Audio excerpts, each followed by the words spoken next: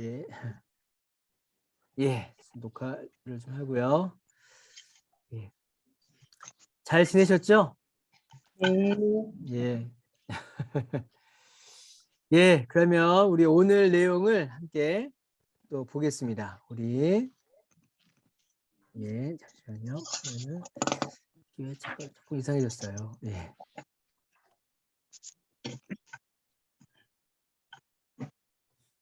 네, 잠시만요.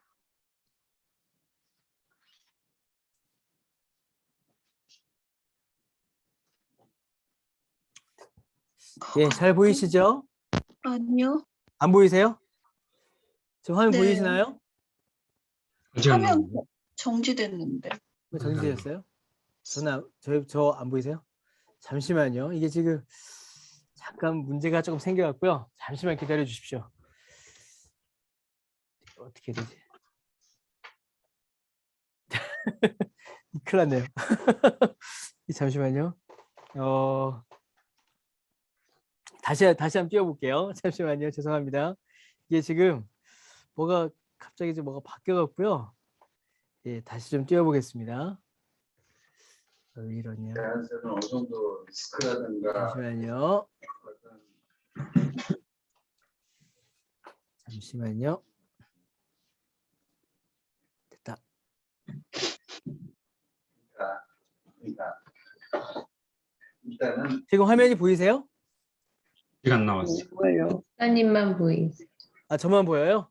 네. 화면 공유를 시작했습니다. 그 이야기 메시지만 나와요. 아, 그래요? 예. 예, 이게 지금 잠시만요. 죄송합니다. 다시 좀 하겠습니다. 다시를 이제 나오는데. 이제 나오는데. 이제 나와요? 네. 나오는데요? 이제 나온다고요? 네. 이 네. 글자 화면요? 글자 화면 안 나옵니다. 화면은 안 나와요. 글자 화면 안 나오고 제 얼굴만 나오죠? 네, 네, 네. 네. 그렇죠? 얼굴만. 예, 잠시만요. 지금 예, 다시 좀 해보겠습니다. 예, 잠깐만요. 이거를 왔어. 잠시만요. 응. 지금 갑자기 뭐가 세팅이 바뀌었는지. 마이크 켜진다. 이거.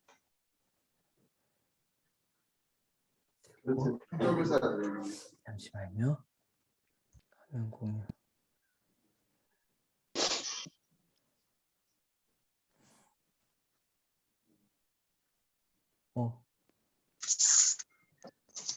잠시만요.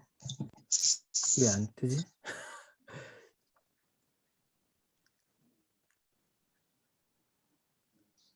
아, 뜬다. 보이시나요? 네, 있습니다. 네. 아, 보이시죠? 예. 오늘은 제가 이 화면이 조금 바뀌었는데요.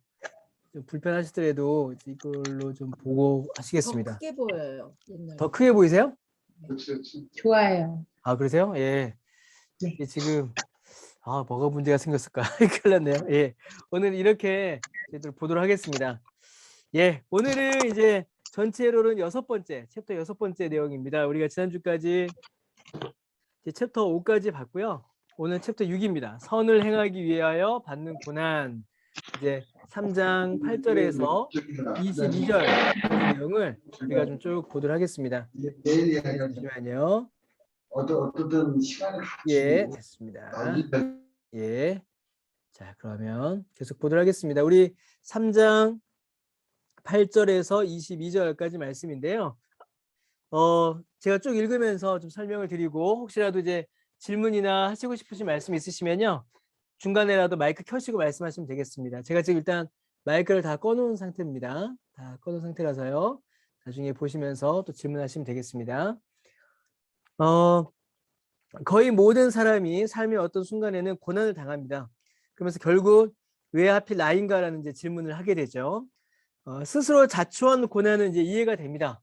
그러나 이게 문제예요. 항상 무고하고 의로운 사람들이 고난을 당할 때는 영적인 혼란을 느끼게 됩니다. 왜 아무 잘못이 없는데 이런 고난을 당하나, 혹은 자기 자신을 대해서 이런 생각을 하게 되죠. 나는 잘못한 것이 없는데 왜 이런 어려움이 생기나 이제 그런 때가 있습니다.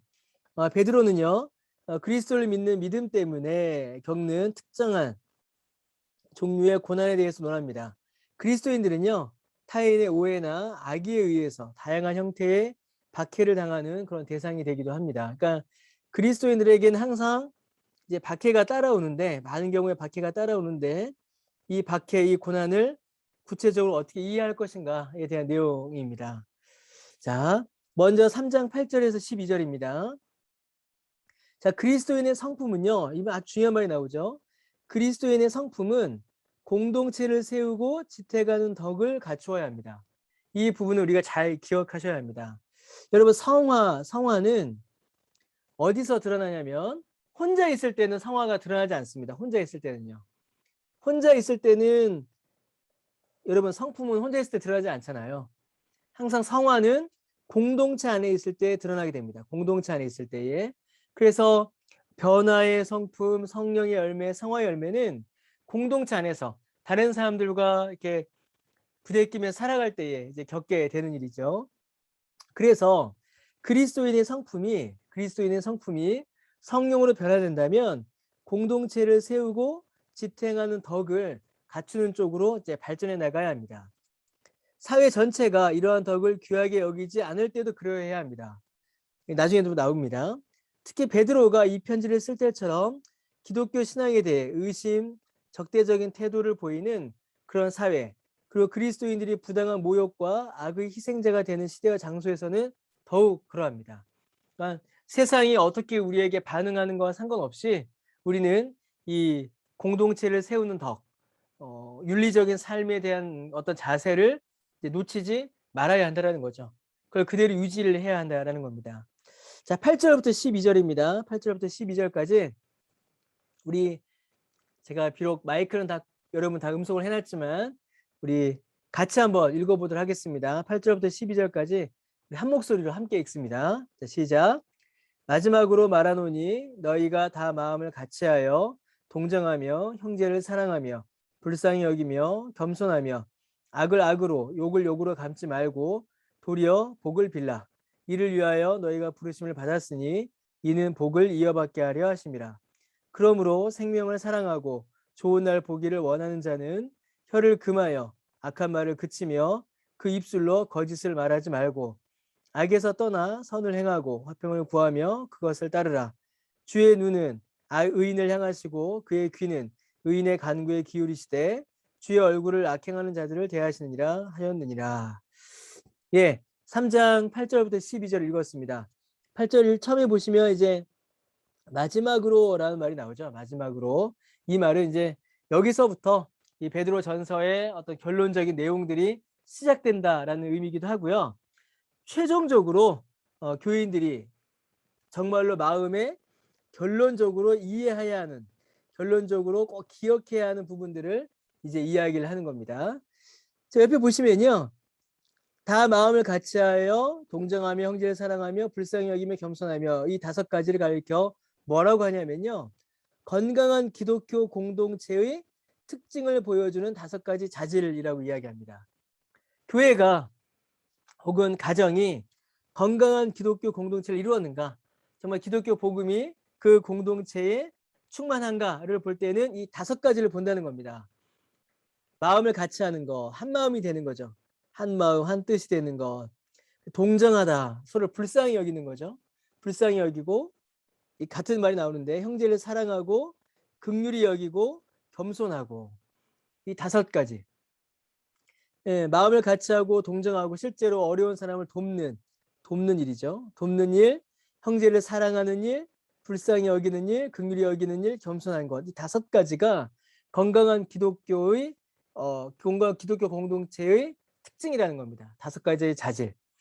그럼 이제 우리 교회가 복음으로 건강한가, 우리 교회가 정말 믿음 안에 바르게 섰는가를 확인하려면 이 5가지가 우리 안에 있는가를 확인해 보면 됩니다. 한 마음인가, 마음이 나뉘어져서 분쟁하고 있지는 않는가, 동정, 불쌍한 사람들을 돕고 우리 가운데 가난하고 아픈 지체를 돌아보고 있는가, 참으로 형제를 사랑하고 있는가, 긍휼히 여기는가, 겸손한가, 이 5가지를 보면 됩니다. 여러분 각각의 자질은요. 기독교 공동체를 이 각각의 자질은 잠시만요. 예. 오늘 뭐가 자꾸 게으르가 나네요. 각각의 자질은 기독교 공동체를 보존하는 데 있어서 필수적입니다. 이 5가지가 반드시 있어야 합니다. 마음을 함께하는 사람들은요. 마음을 함께하는 우리들이죠. 마음을 함께하는 사람들은 이 부분이 아주 중요한 말입니다. 종교적인 신념, 우리의 신앙이죠. 신앙적인 신념과 윤리적 실천을 공유하고요. 이것이 한 집단 안에 결속력을 만들어냅니다. 여러분 이 부분 굉장히 중요합니다. 종교적 신념, 이게 신앙이죠. 신앙의 신념과 윤리적 실천, 옆에 있는 사람들을 불쌍히 여기고 긍휼히 여기는 이 윤리적 실천 이 2가지가 지울게요. 이 두 가지가 함께 나타날 때, 종교적 신념과 윤리적 실천이 함께 나타날 때에 그 공동체가 결속력을 만들어낸다는 겁니다. 그러니까 교회가 하나 되기 위해서는, 우리의 신앙 공동체가 하나 되기 위해서는 단순히 종교적인 신념, 그러니까 신앙적 신념, 신학적 통일성, 혹은 우리가 믿는다라는 그 믿음의 하나됨, 그것만을 가지고서는 안 되고 반드시 윤리적 실천도 함께 있어야 된다는 겁니다. 사랑은 말로만 행하는 것이 아니라 실제 몸으로 행하는 거잖아요. 그래서 신념, 신앙적 신념이 있는 곳에는 윤리적 실천도 함께 있어야 합니다. 우리가 이 부분을 많이 놓쳐요. 종교적 신념, 신앙적 신념만 있고 윤리적 실천을 잃어버리면 그 신앙은 여러분 외식이 됩니다.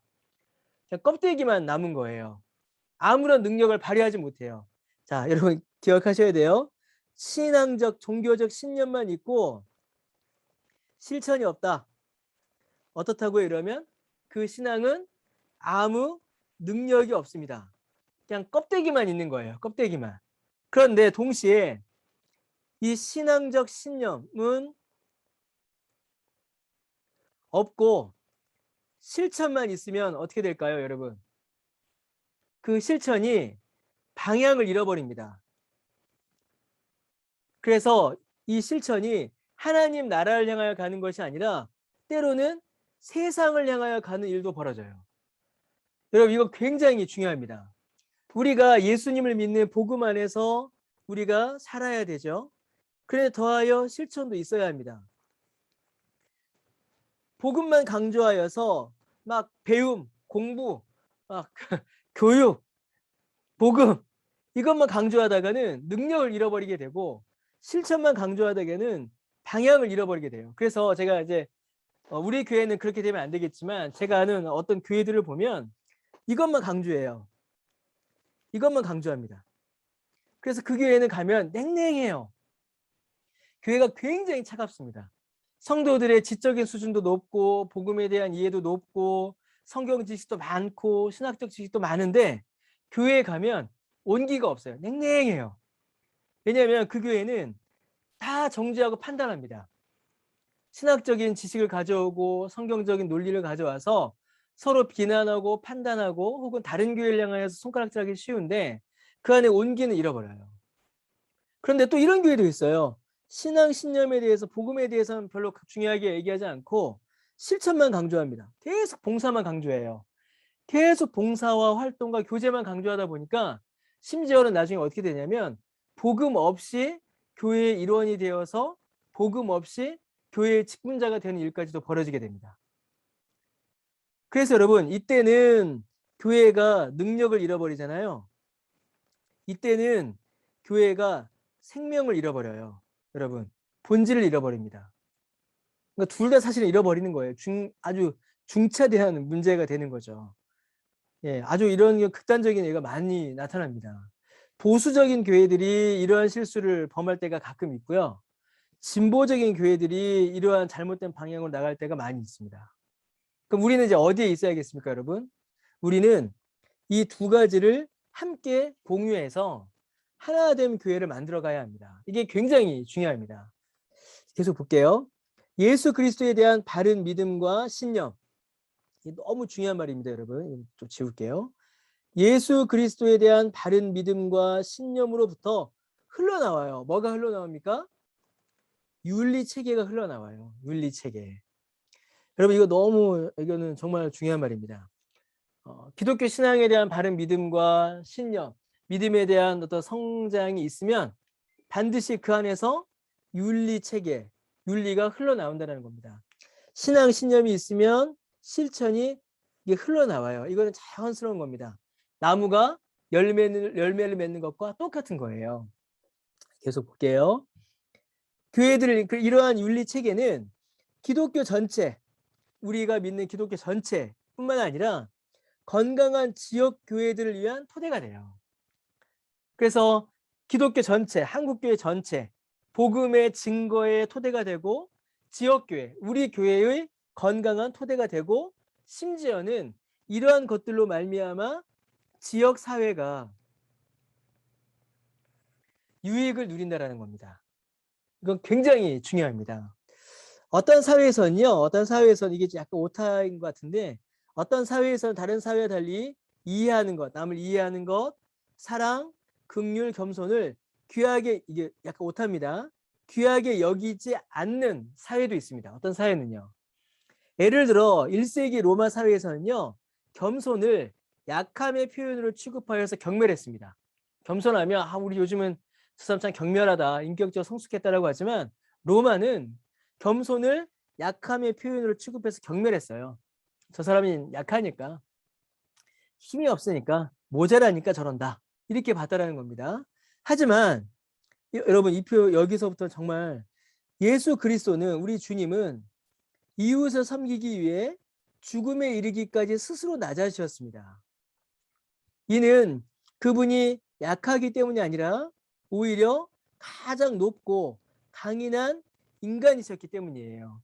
예수님께서 겸손해지신 것은 정말 우리를 구원하기 위한 주님의 사랑의 헌신이었습니다. 그렇다면 그리스도인들은 이러한 가치들이 사회적 기대와 상충할 때 그리스도처럼 자신을 낮추어야 합니다.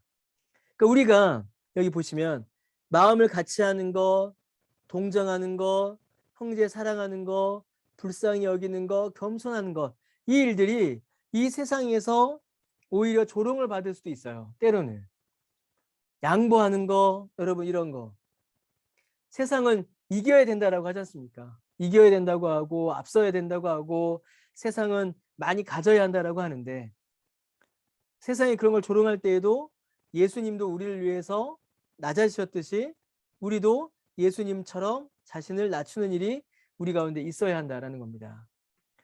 사람들한테 높임을 받는 거, 존경을 받는 거, 대접받는 거 좋죠. 그리고 다른 사람들 인정받는 것도 좋잖아요, 여러분. 인정받고 존중받고 내 영향력이 더 강력해지는 거 좋은 겁니다. 세상 사람들 다 그걸 좋아해요. 그러나 우리의 복음은 오히려 예수님을 닮아감으로 자신을 낮추는 일이 더 우리 가운데 필요하다라는 겁니다. 자, 계속 볼게요. 그래서 9절에 악을 악으로 욕을 욕으로 갚지 말고 뭐라고 되어 있습니까? 도리어 복을 빌라. 이를 위하여 너희가 부르심을 받았으니 이는 복을 뭐라고 되어 있습니까? 이어받게 하려 하십니다. 여러분 세상은 어떻게 합니까? 한 대 맞으면 2대 갚아줘야 되잖아요. 제가 몇 주 전에 설교에서 한번 그 얘기를 드렸는데 받은 만큼 돌려주는 게 세상의 이치입니다. 그런데 성경은 뭐라고 합니까? 갚지 말고 안 갚음하지 말고 도리어 어떻게 하라고요? 예, 복을 빌라. 나를 섭섭하게 하고 나를 좀 아프게 하고 나에게 고통을 준 사람이 있다면 그 사람에게 안 갚음을 하지 말고 오히려 어떻게 해요? 그 사람을 위해서 복을 빌으라 라고 명령합니다. 뒷말이 사실은 더 충격적이죠. 뭐라고 되어 있습니까? 이를 위하여 우리가 부르심을 받았습니다. 이를 위하여. 나를 괴롭힌 사람을 위하여 복을 빌리기 위해 내가 부르심을 받았다는 겁니다. 이는 왜요? 복을 이어받게 하려 하십니다. 이게 참 이게 놀라운 말입니다. 이게 하나님께서 누구죠? 갑자기 아브라함에게 주셨던 말씀이죠. 하나님께서 아브라함에게 뭐라고 하셨냐면 너는 복의 뭐라고 되었습니까? 근원이 될지라라고 하셨잖아요. 이 말씀이 여러분 얼마나 놀라운 말씀이냐면 복을 이어받게 한다. 우리가 받은 복을 다른 사람도 이어받도록, 다른 사람들에게 전달하도록 그 일을 위해서 하나님께서 우리를 부르셨고, 그리고 그 일을 위해서는 악을 악으로 욕을 욕으로 갖지 말고 오히려 나를 괴롭힌 사람을 위해서 복을 빌라라는 것입니다. 여러분, 이게 이제 그리스도인들이 살아야 할 삶의 모습입니다. 여러분, 베드로가 이 말을 할 때는요, 불신자, 1차적으로는 불신자, 세상을 향하여서 한 이야기입니다. 여기 이제 악을 악으로 욕을 욕으로 할 때 세상이 우리를 박해하니까요. 그 박해하는 불신자들 향한 이야기예요. 그런데 여러분, 이 말은 사실은 교회 안에서 더 많이 좀 적용이 돼야 됩니다. 물론 여러분 밖에서 불신자들 가운데서도 여러분들에게 이런 악을 행하고 욕을 하는 자들이 있으실 거예요. 그런데 교회 안에서도 여러분 가끔 우리가 이런 일을 당할 수가 있습니다. 교회 안에서도 섭섭한 일이 생길 수가 있고 피해를 볼 수가 있고 안타까운 일들이 벌어질 수가 있어요. 그때에도 우리가 지켜야 할 것은 복을 비는 겁니다. 그를 위해서 복을 비는 것. 그래서 내가 받은 복을 그 사람도 받도록, 복이 이어지도록, 계속 복이 이어지도록 이 일을 위해서 여러분 우리가 부르심을 받았습니다. 참 중요한 부르심이죠. 여러분, 이것보다 큰 부르심이 어디 있겠습니까? 이건 정말 놀라운 사명인 거예요. 정말 귀한 사명입니다. 자, 계속 보겠습니다. 그러므로 생명을 사랑하고 좋은 날 보기를 원하는 자는 혀를 금하여 악한 말을 그치고 그 입술로 거짓을 말하지 말고. 생명을 사랑하고 좋은 날 보기를 원하는 자, 여러분 어떤 사람입니까? 우리 그리스도인이죠. 생명, 주께서 우리에게 주신 그 생명을 사랑하고 좋은 날 보기를 원한다. 여기 좋은 날은 이제 우리 주님 다시 오실 그날을 가리키겠죠. 그날을 원하는 자는, 우리는 혀를 금하여 악한 말을 이제 그치고 그 입술로 거짓을 말하지 말고, 11절에 뭐라고 되어 있습니까? 악에서 떠나 선을 행하고 화평을 구하고 그것을 따르라, 이렇게 되어 있습니다.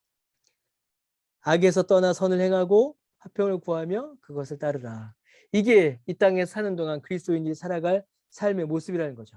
자, 그런데 아주 놀라운 말씀이 있습니다. 12절에 주님의 눈은 의인을 향하시고 그의 귀는 의인의 간구에 기울이시되 주의 얼굴은 악행하는 자들을 대하신다라고 되어 있어요.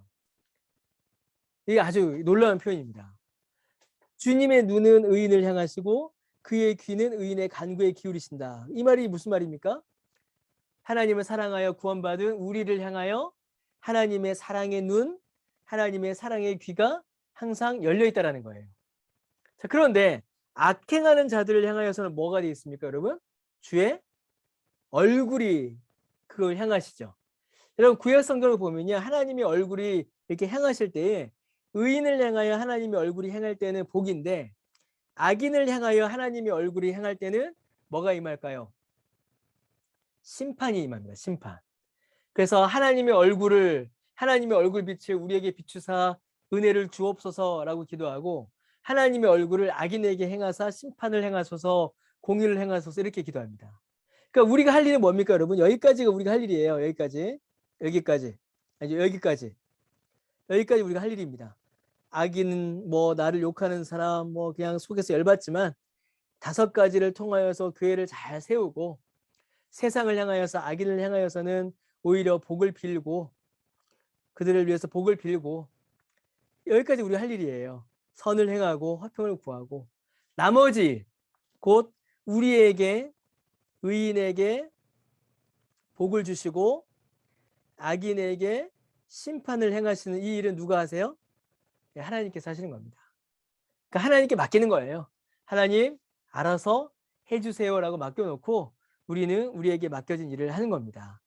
여기 좀 볼게요. 3장 9절에 악을 악으로 욕을 욕으로 라는 말, 이 부분 좀 읽고 가겠습니다. 자, 누군가가 악이나 모욕의 표적이 될 때에 가장 자연스러운 반응은 보복하는 태도입니다. 일부 종교 집단에서는 그런 보복을 승인하기도 해요. 보복하라고 합니다. 그러나 그리스도인은 그런 식의 보복을 삼갈 뿐만 아니라 악과 모욕을 축복으로 대신 갚습니다. 왜냐하면 이 부분이 참 중요합니다. 하나님께서 은혜 받을 자격이 없는 반역하는 세상, 이게 누굽니까 여러분? 저와 여러분이잖아요. 원래 우리가 뭐였죠? 하나님의 원수였습니다. 우리가 원래는 하나님의 원수였던 우리에게 하나님께서 은혜를 베푸셨거든요.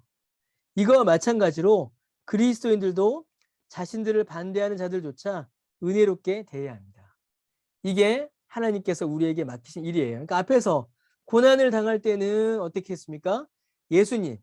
예수님께서 자신을 낮추시고 의를 이루셨던 것처럼 여기는 예수님의 성품이죠.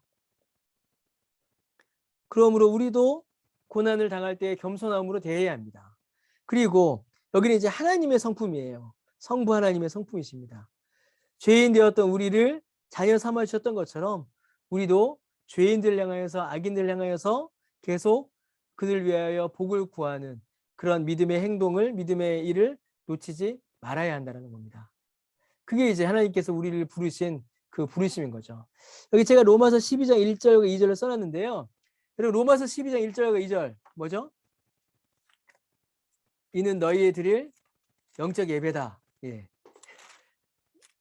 형제들아 내가 하나님의 모든 자비하심으로 너희를 권하노니 너희 몸을 하나님이 기뻐하시는 거룩한 산제물로 드리라. 이는 너희의 드릴 영적 예배다. 이 세대를 본받지 말고 마음을 새롭게 하고 변화를 받아 하나님의 선하시고 기뻐하시고 온전한 뜻이 무엇인지 분별하라. 이게 로마서 12장 1절과 2절이거든요. 이 말씀에 대한 구체적인 행동 강령이 이건 이제 명령이고 이 부분이 구체적인 행동 강령인데 이 부분을 보시면 예, 특히 이제 이 부분에 있어서 악인을 위하여 복을 구하는 것이 등장을 해요. 그러니까 하나님께서 우리를 부르시고 그리고 우리가 하나님께 우리 자신을 드릴 때에 그 모든 일들은 지금 여기 나타난 이 두 가지 일, 곧 겸손히 행하여 덕을 이루고 악인을 위하여서 복을 비는 이 일을 통하여서 하나님께서 영광 받으시고 또 우리가 하나님께 드릴 마땅한 예배를 드린다라는 겁니다. 여러분 어떠신가요? 그 악인을 위하여서 예, 복을 비시나요? 예, 쉽지 않습니다. 쉽지 않은데 쉽지 않으니까 이제 기도하라고 하나님께서 명령하시고 쉽지 않으니까 이제 성령께서 도와주시는 겁니다. 여러분 이게 참 어렵습니다. 예. 예, 그런 이야기 있거든요, 여러분. 그런 얘기 들어보셨습니까? 병 중에 가장 무서운 병이 뭔지 아세요? 교회에서 병 중에 가장 무서운 병 중에 하나가 이제 섭섭병이라고 들어보셨습니까? 예, 섭섭병이라고 안 들어보셨군요. 예, 그게 제일 예, 무서운 병이래요. 예, 섭섭병이 퍼지기 시작하면 예, 치료약도 없다는 그런 예, 우리 선배 목사님들의 예, 목회 조언이 있었습니다. 근데 결국 그런 모든 것들을 어떤 그런 분노나 섭섭함을 이겨낼 수 있는 거는 사실은 이제 이거밖에 없습니다. 우리가 살펴본 예수님 닮아가는 것, 그리고 하나님께서 우리에게 준 성품대로 살아가는 것, 그래서 겸손히 자신을 낮추어 덕을 이루는 것, 그리고 나에게 악을 행한 자를 위하여서 복을 비는 것. 원수였던 우리에게 하나님께서 행하신 대로, 예수님께서 우리를 위해 행하신 대로 하는 것 외에는 사실은 이제 답이 없는 것 같아요. 예수님 닮아가는 것 외에는 성령 충만 받아 그러니까 성령 충만 받아 예수님을 닮아 하나님의 성품을 이루는 겁니다. 이게 이제 그 베드로 전서죠. 베드로 후서인가요? 제가 헷갈리네요. 베드로가 신의 성품에 속한 자라고 우리 그리스도인들을 부르거든요. 하나님의 성품에 속한 자, 거룩한 성품을 이루는 자라고 부르는데 그렇게 이루어가는 것 외에는 우리를 이렇게 변화시키는 것이 참 찾기가 어렵습니다. 자, 계속 보겠습니다. 3장 13절부터 17절입니다. 이거 좀 읽고 가겠습니다. 이게 지금 되게 중요한 부분이 뒤에 많아서요. 자, 해를 피할 수 있게 하는 의로운 삶이 있습니다. 자, 베드로는요. 1세기 소아시아 사회의 가치와 그 당시 사회의 가치와 그리스도인의 삶의 가치 사이에 공통 기반이 있다라고 이야기해요, 여러분. 그러니까 세상이 계속 원수, 계속 뭐 세상이 그리스도인들과 교회와 계속 대척점에 있는 것만 아닙니다. 굉장히 중요한 관점이죠. 교회와 세상이 항상 대척점에만 있는 것이 아니라 사회의 가치와 그리스도인의 가치가 충분한 공통 기반이 존재해요. 이걸 가리켜서 하나님의 일반 은총이라고 합니다. 이 세상도 사회도 그리스도인들도 충분히 공유할 수 있을 만한 공통 기반이 있다는 겁니다. 그리스도인과 세상이 공유할 수 있는 도덕이 있고요. 정의가 있고요. 질서 개념이 충분히 있다는 거죠. 독자들이 그러므로 독자들, 이 편지를 받는 독자들이겠죠. 그리고 신자들, 우리들이 선을 행한다는 이유로 고통을 겪지는 않을 것이라 생각하여 선행을 권면할 수 있다고 보는 듯하다. 이게 지금 이게 번역투 문장을 그냥 그대로 직역을 해놔서 이렇게 되는 건데 이게 무슨 말입니까? 교회와 세상이 일반 은총으로 인해서 공통적인 어떤 도덕 기준, 윤리적 기준이 있다는 겁니다. 그래서 그리스도인들이 선을 행하면 세상에서 뭘 받을 수 있다고요? 인정과 칭찬을 받을 수도 있다는 겁니다, 여러분. 그리스도인이 덕을 행하여서 그냥 고통만 겪는 게 아니라 그리스도인들이 덕을 행하면 이 세상의 칭찬을 받을 수 있다는 거예요. 그럼 여러분 그리스도인이 덕을 행하여서 칭찬을 받는 건 좋은 겁니까? 나쁜 겁니까? 좋은 거잖아요. 그렇지 않으십니까? 그리스도인이 덕을 행하여서 그리스도인이 선한 일을 행하여서 세상에서 칭송을 받았다. 그럼 여러분 이거는 칭찬받을 일입니까? 비난받을 일입니까? 칭찬받을 일이잖아요. 이 칭찬을 못 받아서 아쉬운 거죠. 그렇죠. 이 칭찬을 못 받아서 아쉬운 거지 그리스도인이 세상에서 칭찬받는 거는 정말 좋은 겁니다. 그리스도인의 선으로 말미암아 이 세상의 유익을 본다면 이건 정말 귀한 일이에요. 더 읽어서 더 볼게요. 기독교 신앙으로 인한 고통의 가능성이 반드시 그리스도를 위한 삶의 보편적이고 불가피한 현실이 아니다. 이게 좀 말을 어렵게 놓은 겁니다. 정리하면 이거예요, 여러분. 기독교 신앙으로 반드시 고난받는 것은 아닙니다. 오히려 기독교 신앙으로 칭송을 받을 수도 있어요. 또 하나는 기독교인이 다른 이유로 고난을 받을 수도 있다는 겁니다. 고난을. 그러니까 기독교인이 복음 때문이 아니라 다른 이유로 고난을 받을 수 있다는 거예요. 어떤 거냐면 죄나 부도덕으로 인해서.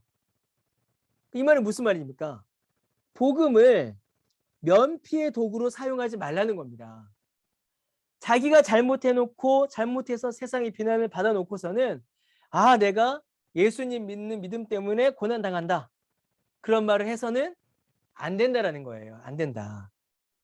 그래서 세상으로부터 고난받을 때에는 정말로 우리가 잘 생각해 봐야 합니다.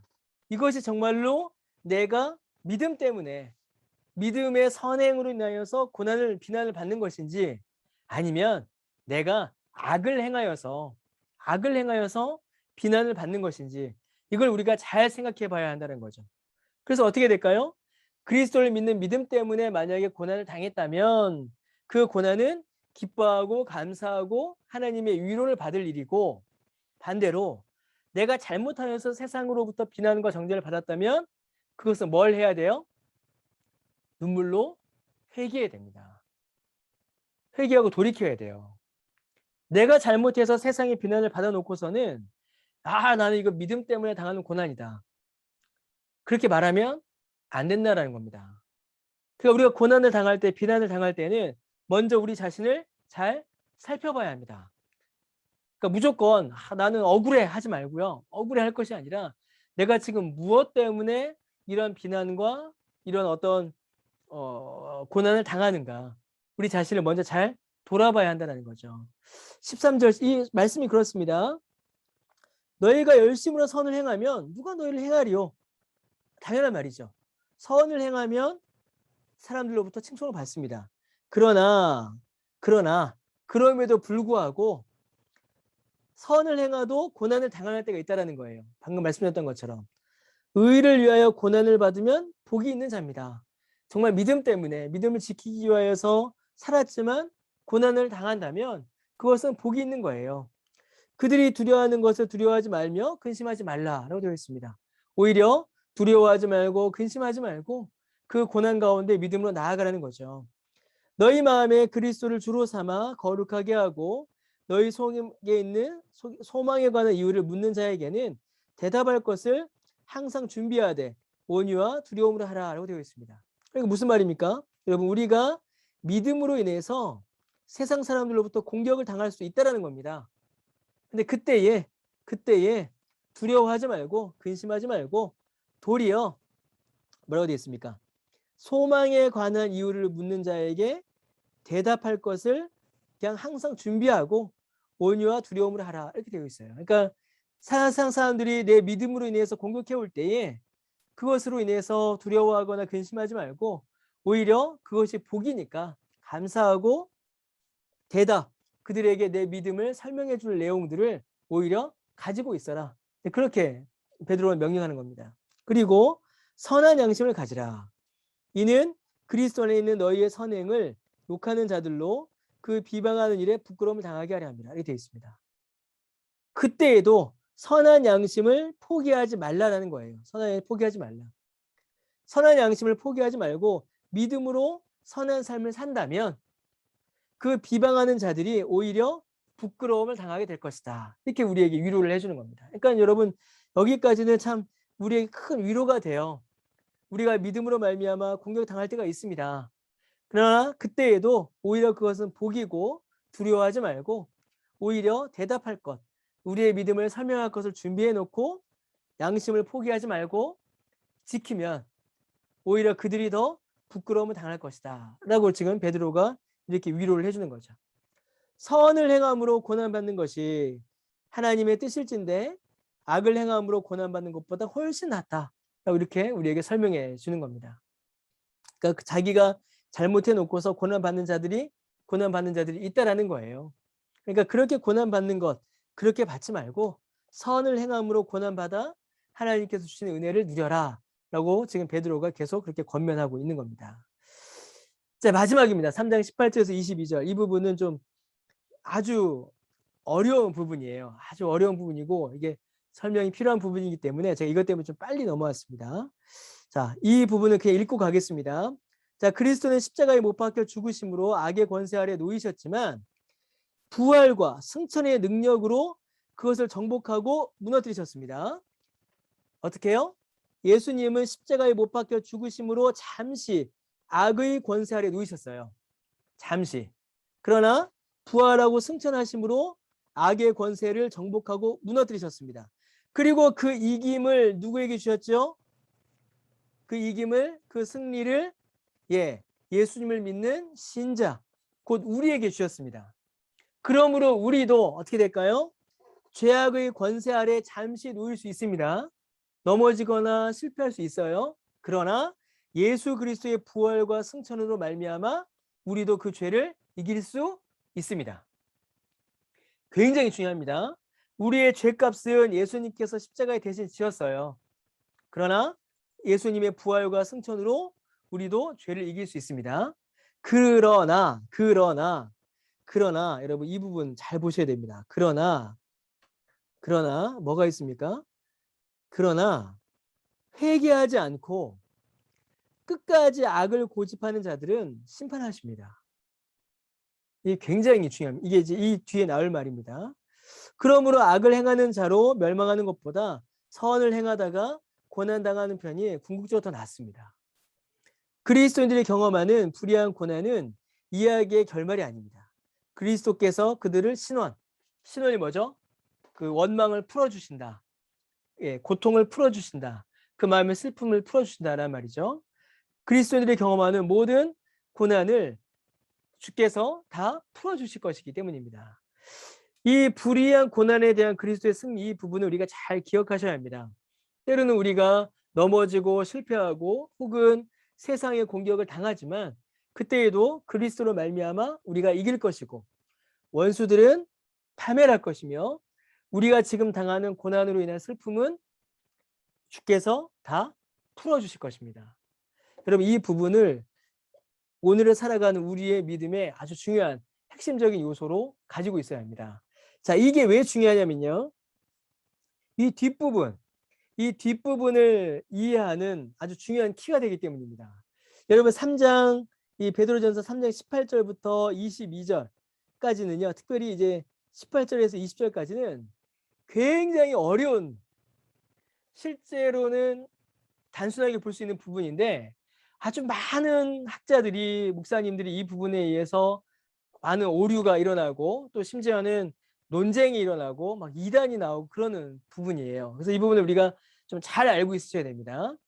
자, 보십시오, 여러분. 자, 3장 18절부터 볼게요. 그리스도께서도 단번에 한 번에 죄를 위하여 죽으사 의인으로서 불의한 자를 대신하셨으니라고 되어 있죠.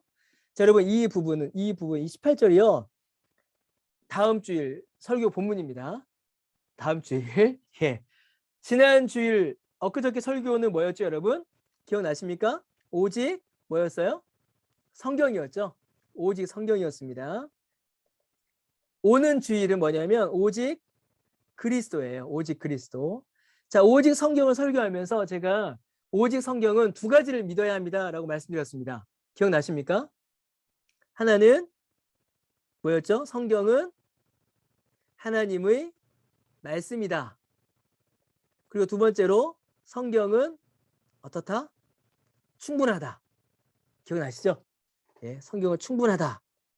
그래서 엊그저께 설교는 이 충분성에 대해서 제가 더 많이 좀 설명을 드렸어요. 근데 제가 여기 계신 분들만 알고 계세요. 제가 5솔라, 5가지 솔라를 설교를 할 텐데 이 5가지 솔라 전부 다 어디에 초점을 맞추냐면 이 충분성에 제가 초점을 맞출 겁니다. 충분성. 이 충분성을 설명하는데 제가 초점을 맞출 거예요. 자, 여러분 잠깐만요. 이게 지금 그냥 말 나온 김에 조금만 더 설명을 좀 드릴게요. 자, 여러분 유효성과 이건 충분성이 있습니다. 유효성과 충분성. 예. 영어로 하면 이건 efficiency고요. 예. 이거는 이제 sufficiency죠. 예. 유효성과 충분성이 있어요. 여러분, 우리가 구원하고 우리가 정말로 도움을 얻고 우리에게 참된 은혜와 능력이 되려면 유효성과 충분성이 둘 다 만족돼야 됩니다. 그렇죠, 여러분. 유효한데 충분하지 않아요. 그럼 여러분 이거는 우리에게 완전한 도움을 줄 수 있습니까? 없습니까? 줄 수 없어요. 자, 여러분 여기 제 물이 있습니다. 제가 좀 목이 좀 말라서 물 좀 마시겠습니다.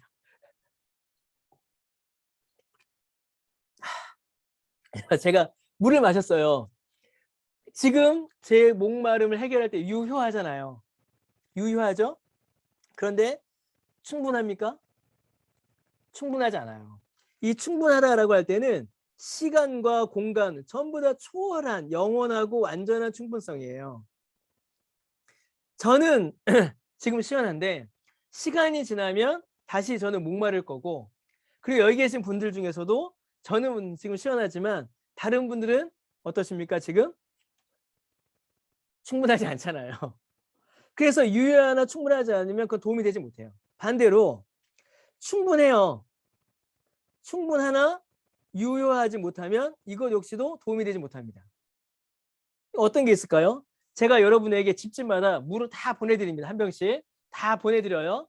다 하나씩 받으셨습니다. 충분하죠? 충분하죠?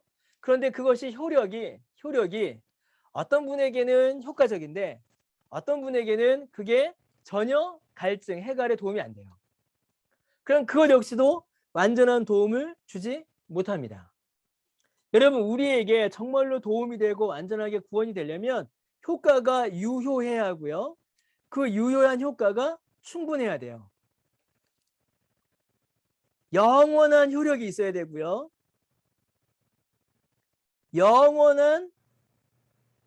영원히 충분해야 합니다. 영원히 효과적이어야 되고요. 영원히 부족함이 있어서는 안 돼요. 그럼 여러분, 영원한 효력과 영원한 이 충분은 오직 누구에게만 있습니까? 오직 하나님께만 있어요. 오직 하나님께만. 왜냐하면 오직 하나님만이 영원하고 완전하신 분이기 때문입니다. 그러면 이 5솔라는 5가지 솔라는요, 전부 다 뭘 의미하냐면 하나님께서 우리에게 베풀어 주신 은혜의 성격을 우리에게 보여줘요. 전부 다입니다. 그래서 지난주에 성경도 우리가 구원 얻기에 유효하죠. 그리고 그 진리의 내용이 충분해요. 그래서 우리가 그 내용을 알든 모르든 상관없이 진리로서 충분하였고, 성령께서 우리에게 그것을 효과적으로 적용하시면 우리가 그것으로 말미암아 구원을 얻는 겁니다. 그게 지난주의 내용이었어요. 자, 제가 지금 이 얘기를 왜 드리냐면, 그리스도께서 단번에 죄를 위하여 죽으사 의인으로서 불행 대신하셨다. 이 단번에, once 영어죠. 한 번에라는 이 말이 이 유효성과 충분성을 다 담고 있는 말이기 때문이에요. 그리스도께서 우리를 구원하셨습니다. 십자가에 달려 죽으셨어요. 그것이 효과가 있습니다. 유효해요. 근데 그 유효한 효과의 효력이 충분하다는 겁니다. 영원하고 완전히. 그래서 예수님께서 십자가에 한 번만 달려 돌아가셨어도 우리가 다 구원을 얻었다라는 거예요. 만약에 예수님의 구원이 유효합니다. 근데 충분하지 않다면 어떻게 될까요? 예수님께서 지금도 계속 십자가에 달려 죽으셔야 하는 거예요. 구약의 제사가 어땠습니까? 구약의 제사가 유효했으나 충분하지 않았던 거예요. 유효했으나 충분하지 않았습니다. 그래서 어떻게 됐습니까? 제사장이 양을 죽이면 죄사함을 받는데, 그 죄사함을 받자마자 바로 뭐가 돼요? 사람이 죄인이 되는 거예요. 다시. 그래서 다시 죄사함을 받으면 어떻게 됩니까? 또 와서 양을 죽여야 돼요. 그러니까 유효성과 충분성이 동시에 만족되는 분은 우리 예수님밖에 없습니다. 하나님밖에 없으신 거예요. 그래서 이 부분이에요. 자, 그런데 이는 우리를 하나님 앞으로 인도하려 하십니다. 육체로는 죽임을 당하시고 영으로는 살리심을 받으셨다. 육체로, 예수님의 그 육체로는 우리를 위하여 십자가에 달려 죽임을 당하셨죠. 근데 영으로는 살림을 받으셨다. 이 말은 무슨 말이냐면 성령께서 예수님을 부활케 하셨다라는 이야기입니다. 예수님께서 십자가에 달려 죽으시고 무덤에 계신 채로 묶여 계신 것이 아니라 성령께서 역사하심으로 말미암아 예수님께서 부활하신 거예요. 여러분, 이게 굉장히 중요합니다. 왜냐하면 예수님께서 육체로 잉태하실 때에 어떻게 잉태하셨죠? 사도신경이 뭐라고 고백합니까? 성령으로 잉태하사, 그죠? 이는 성령으로 잉태하사 동정녀 마리아에게 나셨다, 이렇게 되어 있잖아요. 그러니까 예수님께서 성육신 하시는 그 잉태되심도 성령의 역사였듯이 예수님의 육체가 부활하시는 일도 누구의 역사예요? 성령님의 역사인 겁니다, 여러분. 성령님께서 역사하신 거예요. 그러니까 성령의 역사로 말미암아 예수님이 부활하신 겁니다. 그러니까 성령을 생명의 영이다라고 하는 거예요. 자, 그렇게 해서 이제 여기까지 됐습니다. 자, 그러면 이제 문제가 뭐냐? 그럼 예수님께서 십자가에 달려 죽으시고 부활하시기까지 3일간 무덤에 계셨는데, 이 무덤에 계신 동안에 무슨 일이 있었느냐? 무슨 일이 있었느냐? 이게 많은 사람들의 고민, 여러분 궁금하지 않으셨습니까? 예, 많은 사람들의 궁금함인 거예요. 예수님께서 3일간 무덤에 계셨는데 그 육체로는 죽임을 당하셨고, 그럼 그 영혼은 어떻게, 무슨 일이 있었을까? 이게 과연 어떤 일이었을까? 무슨 일이 있었을까를 이제 많은 사람들이 이제 추측을 해요. 자, 그런데 성경을 보니까 베드로가 뭐라고 설명해놨냐면요, 이렇게 설명했습니다. 그가 또한 영으로, 그러니까 예수님께서 육체는 무덤에 있었지만 예수님의 영은 가셨대요. 어디 가셨대요? 가서 옥에 있는 영들에게 선포하셨다. 어떤 영들이냐면 그들은 전에 노아의 날 방주를 준비할 동안 하나님이 오래 참고 기다리실 때에 복종하지 아니한 자들이라. 방주에서 물로 말미암아 구원을 얻은 자가 몇 명뿐이니 겨우 8명이라. 이렇게 되어 있어요. 자, 예수님의 육체는 무덤에 있었습니다. 그런데 그때 예수님의 영은 뭘 했냐면 영으로 가서 어디 가셨대요. 옥에 있는 영들에게 말씀하셨다. 이렇게 되어 있어요. 자, 그러면 이제 이 말이 무엇인가? 영이 가셨다. 그 선포하셨다. 그들은 누군가? 이 부분을 우리가 잘 이해해야 합니다. 이걸 잘못 이해해버리면요, 이게 성경에서 크게 어긋날 수가 있어요. 자, 이걸 어떻게 이해하냐면요, 크게 이제 세 가지 방식으로 이제 많이 해석이 됩니다. 더 큰 방식은 이제 여기 있는데, 일단 이것부터 말씀을 드릴게요. 전통적으로는 예수께서 십자가의 죽음과 부활 사이에 토요일에 그분의 몸은 죽어 있었지만 그분의 영은 여전히 살아 있으셨죠. 지옥으로 내려가셨다라는 생각을 뒷받침하는 구절로 활용됩니다. 그러니까 예수님의 영이 지옥을 내려가셨다라는 거예요. 그때의 예수께서는 노아 시대에 불순종했던 자들의 영혼에게 또는 하나님이 홍수를 내릴 수밖에 없을 정도로 인간들을 자극하고 유혹했던 타락한 천사들에게 복음을 선포하셨다라는 것이다. 이렇게 이해하는 분들이 있어요. 자, 뭐라고요? 예수님의 영이 어딜 가셨다고요? 지옥에 가셔서 노아 시대에 불순종하여서 지옥에 있는 사람들, 그리고 노아 시대의 사람들을 유혹했던, 노아 시대의 사람들을 범죄하게 했던 천사들에게 복음을 선포하셨다. 이렇게 믿는 사람들이 있어요, 여러분. 이렇게 믿는 사람들. 근데 여러분, 이러한 주장은요, 사실은 많이 좀 어렵습니다. 이게 많이 받아들이기 어려워요. 왜냐하면 이걸 받아들이게 되면요, 죽은 사람들에게 복음을 예수님께서 전하시는 게 돼요. 그리고 이미 지옥에 간 자들은 이미 심판이 확정된 자들이거든요. 복종하지 아니한 자들이라고 이미 성경에서 그들의 심판을 확증한 거잖아요. 그래서 이 부분은 조금 우리가 받아들이기 어려워집니다. 그래서 이건 좀 더 나아가면 죽은 자들을 위한 기도까지 이어지게 돼요. 그래서 심지어 이게 어디까지 되냐면요, 연옥교리까지 이어지게 됩니다. 연옥교리까지. 왜냐하면 지금 여러분 천주교에서 기도하는 거 혹시 들어보셨습니까? 천주교 기도를 잘 들어보면, 기도문을 들어보면 연옥에 있는 영들에게 가사 그들에게 복음을 전해주소서 이렇게 지금도 기도합니다. 그러니까 죽음 이후에는 심판과 천국이 확정적인데 연옥이라는 중간지대를 만들어서 거기에 있는 자들이 그곳에서 복음을 듣고 구원을 받을 수 있다라고 믿는 어떤 그런 교리의 근거가 되어버려요. 그래서 이 부분은 사실은 우리가 받아들이기가 조금 어렵습니다. 자, 두 번째 견해가 있어요. 두 번째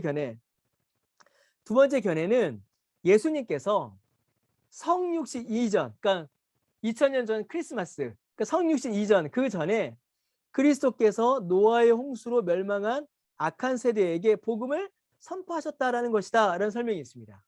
그러니까 지금 영으로 가서 옥에 있는 영들에게 선포하셨다, 이 말이 예수님께서 십자가에 달리시고 무덤에 계시고 부활하셨을 때, 그때가 아니라 수천 년 전 노아의 사건 때를 지금 베드로가 기록한 거다라고 보는 거예요. 이 설명이 많이 쓰입니다. 이 설명을 누가 했냐면 어거스틴이 이렇게 설명을 했어요. 무슨 말이냐면요, 노아를 통해 그리스도의 선포가 이미 수천 년 전에 성취되었다는 겁니다. 그래서 그 당시에 노아를 통해 선포되었던 그리스도의 말씀을 거부하는 자들이 있었는데 그들이 어디에 있었냐면 이미 영적 감옥에 갇혀 있었다는 거예요. 쉽게 다시 설명드리면 노아가 있었는데, 노아가 이렇게 있었잖아요. 노아 할아버지가 사람들에게 외치셨습니다. 홍수가 올 거야, 홍수가 올 거야, 빨리 회개하고 이 배에 타서 구원을 받아야 해 라고 이 노아 할아버지가 막 말씀하셨잖아요.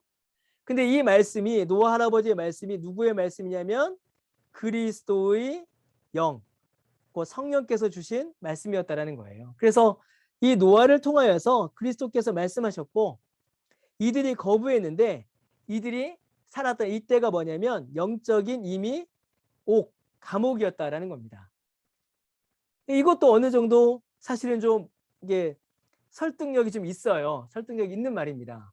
그런데 베드로가 지금 예수님의 죽으심과 부활하심 이후에 이 말씀을 하고 있기 때문에 시대를 뛰어넘는 수천 년 전 사건에 대한 기록이다라고 보기에는 또 이 설명도 조금 어려움이 있어요. 이 두 번째 견해도 조금 어렵습니다. 근데 세 번째 견해가 있습니다. 세 번째 견해. 저는 이 세 번째 견해가 제일 좋습니다. 저는 제 개인적으로는 이 세 가지 다 완전히 틀렸다라고 보기 어렵습니다. 제가 이 첫 번째 견해가 연옥이다라고 말씀드린 거는 이제 이 교리를 이제 끄집어 가다 보면 이제 그렇게 된다라는 거예요.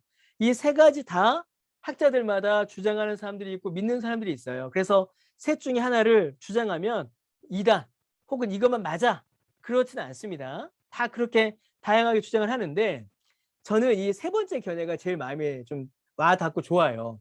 왜냐하면 이 앞에 부분의 설명 때문입니다. 이 앞에 부분의 설명.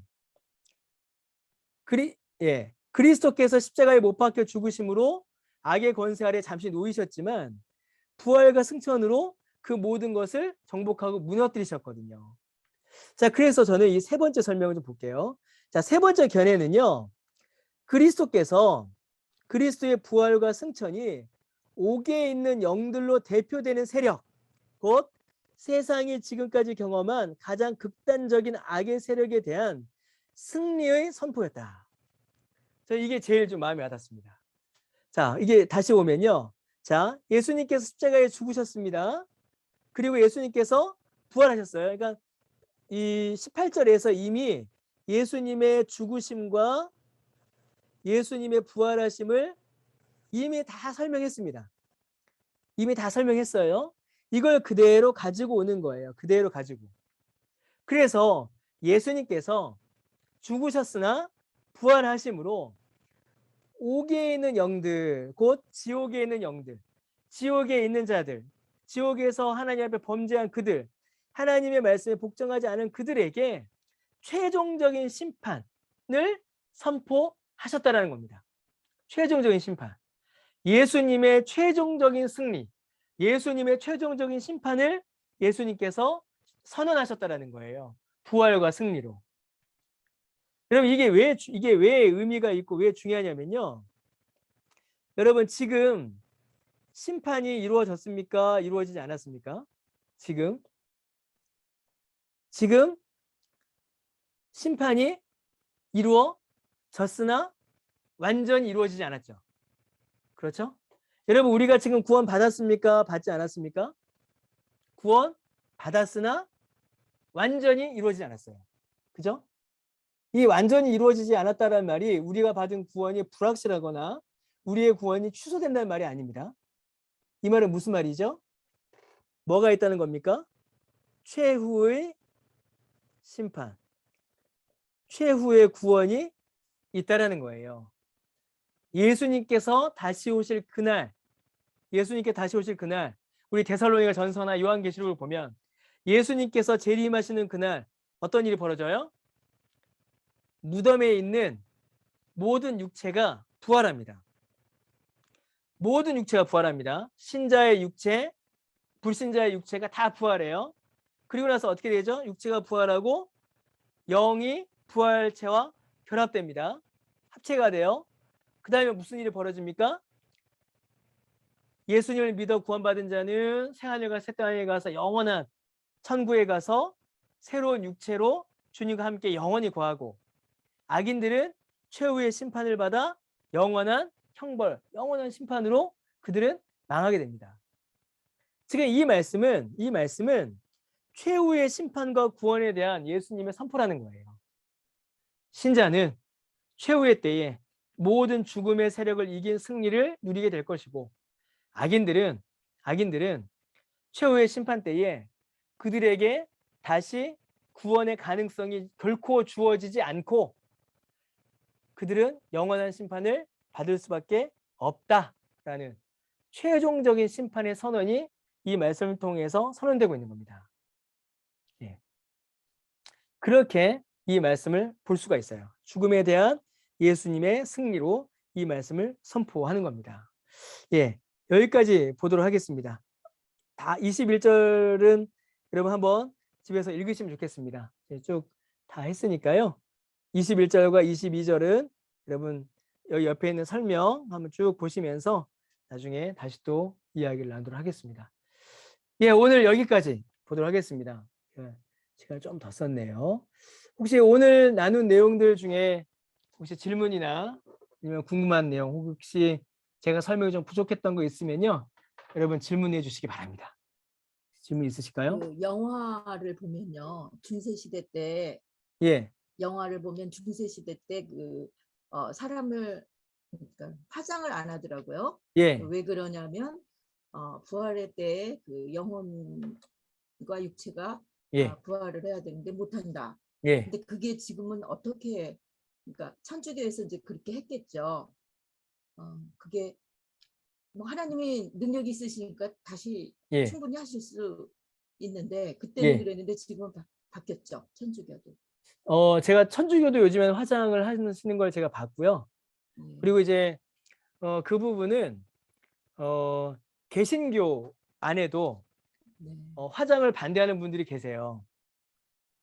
그 개신교에서도 존 스토튼가 이게 개혁주의 신학을 아주 가지고 계신 분들 중에서도 방금 말씀하신 그런 것들 때문에 인위적인 화장을 거부하는 분들이 계십니다. 인간의 육체가 죽으면 그냥 가만히 놔두면 그냥 자동적으로 이렇게 썩어서 그렇게 될 건데 뭐 하려고 굳이 인위적으로 화장을 하느냐, 할 필요 없다 하시는 분도 계시기는. 그런데 이제 제가 생각하기에는 권사님 말씀하신 것처럼 하나님께서 충분히 예, 먼지로 만드셨는데 예, 가능할 거다 저는 그렇게 믿습니다. 예. 천주교에서도 요즘에 화장하시는 분들 많으세요. 예.